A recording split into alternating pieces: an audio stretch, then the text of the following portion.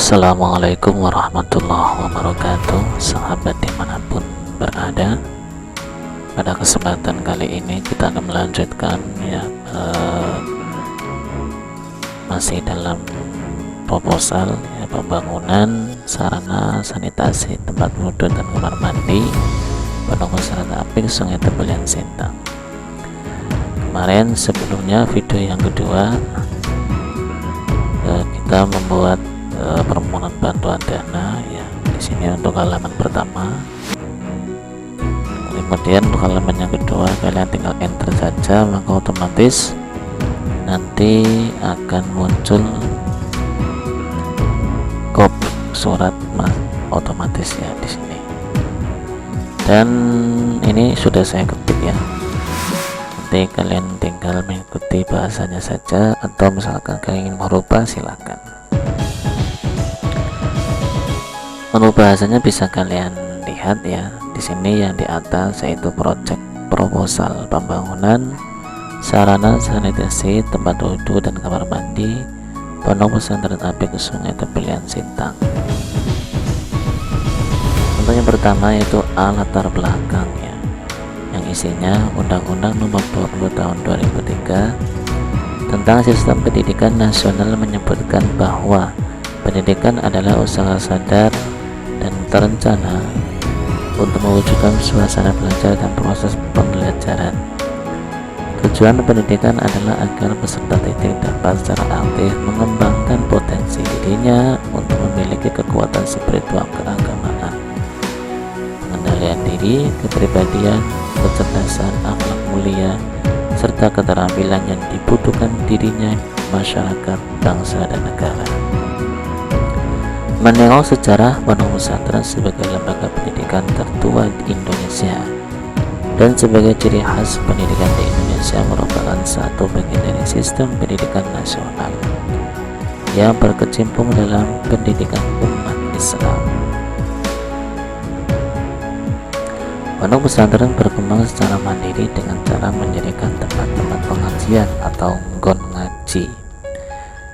Dengan potensi yang ada, pondok pesantren berjuang mencerdaskan masyarakat, khususnya yang ada di pinggiran kota.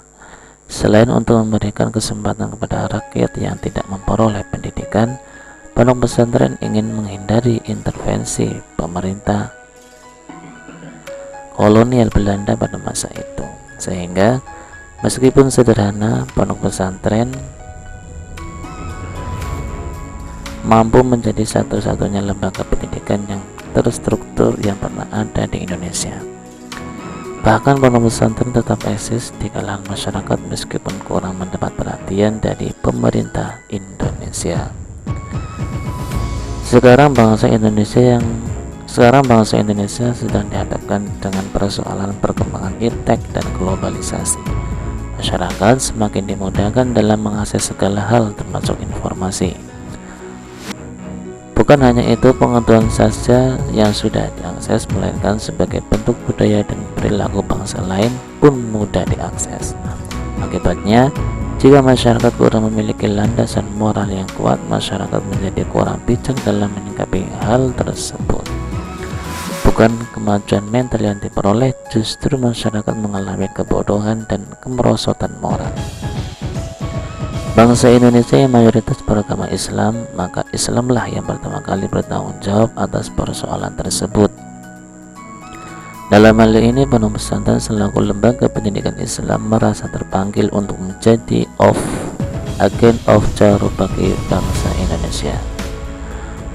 Karena hanya pondok pesantren yang masih konsisten menyelenggarakan pendidikan secara murni, bukan sekedar formalitas pengajaran.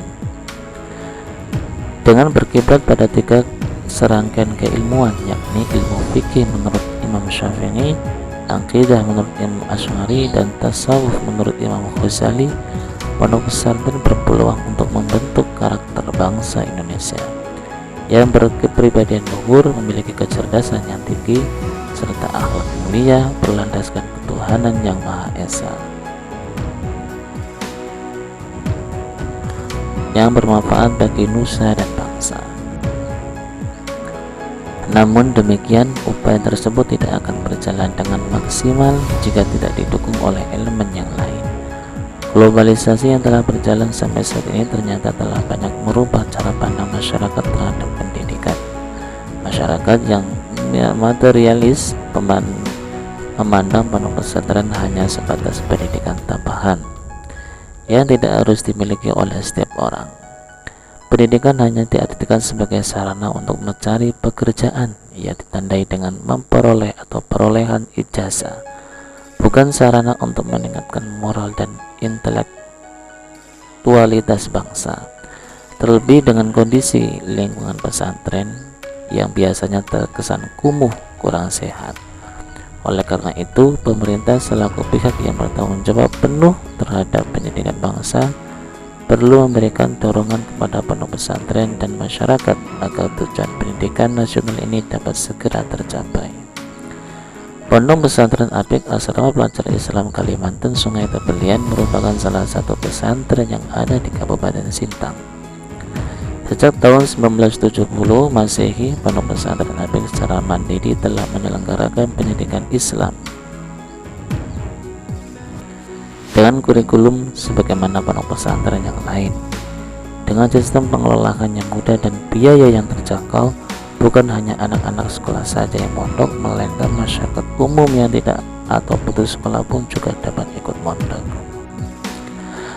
Melihat perkembangan zaman serta meningkatnya kebutuhan masyarakat terhadap pendidikan agama Islam, maka Pondok Pesantren Apik terus berupaya meningkatkan mutu pendidikannya, baik berupa fisik maupun non-fisik.